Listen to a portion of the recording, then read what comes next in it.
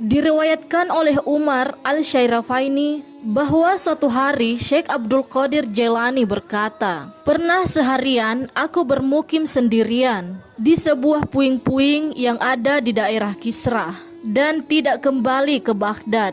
Ketika aku berada di daerah puing-puing gersang itu, aku melihat setan-setan dan jin-jin mendatangiku dalam bentuk barisan seperti pasukan perang.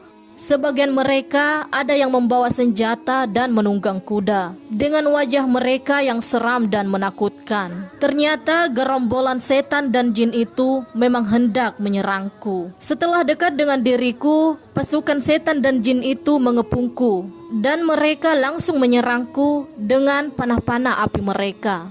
Dalam kondisi terhimpit karena digempur oleh pasukan setan dan jin itu, tiba-tiba aku mendengar suara yang terdengar dari dalam hatiku. Berdirilah dan lawan mereka, wahai Abdul Qadir Jailani. Kami siap mendukung dan membantumu. Kami akan datang dengan pasukan yang tidak akan terkalahkan oleh mereka." Ketika mendengar suara itu, Syekh Abdul Qadir Jailani langsung melemparkan satu serangan kepada para setan. Dengan sekali serangan, pasukan jin dan setan itu langsung lari dan pergi menghilang. Namun masih ada sesosok setan yang tinggal dan pergi menghampiri Syekh Abdul Qadir Jailani. Kemudian setan itu berkata kepada Syekh Abdul Qadir Jailani, "Pergilah dari sini atau aku akan menghajarmu." Mendengar ancaman dari setan itu, Syekh Abdul Qadir Jailani langsung memukul kepala setan tersebut dan setan itu pergi dari hadapan Syekh Abdul Qadir Jailani. Setelah itu Syekh Abdul Qadir Jailani mengucap kalimat thayyibah,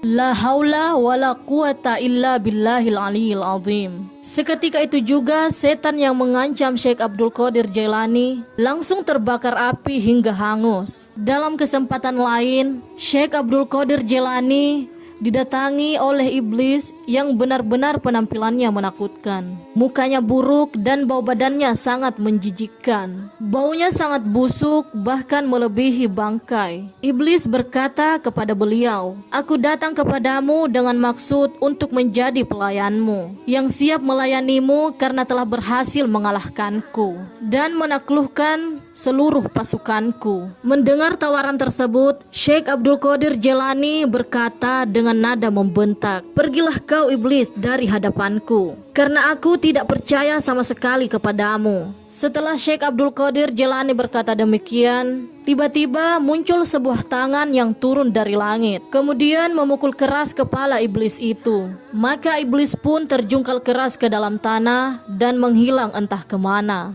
Namun iblis itu tidak menyerah dan masih saja datang kembali. Kali ini iblis mendatangi Syekh Abdul Qadir Jailani dengan membawa panah api di tangannya dan hendak menyerang beliau. Tiba-tiba Syekh Abdul Qadir Jailani melihat kemunculan seseorang menunggang kuda hitam dengan membawa sebilah pedang, langsung menebas leher iblis hingga terpelanting jatuh. Kemudian untuk kesekian kalinya iblis itu masih menemui Syekh Abdul Qadir Jailani, karena iblis memang tidak bisa mati kecuali bila nanti hari kiamat sudah tiba. Kedatangan iblis kali ini ke hadapan Syekh Abdul Qadir Jailani dengan cara menangis dan mengguyurkan debu ke atas kepalanya dengan jarak yang agak jauh dari Syekh Abdul Qadir Jailani. Lalu iblis berkata, "Aku sungguh telah putus asa menggoda orang sepertimu, wahai Abdul Qadir." Syekh Abdul Qadir Jailani menjawab perkataan iblis dengan berkata keras,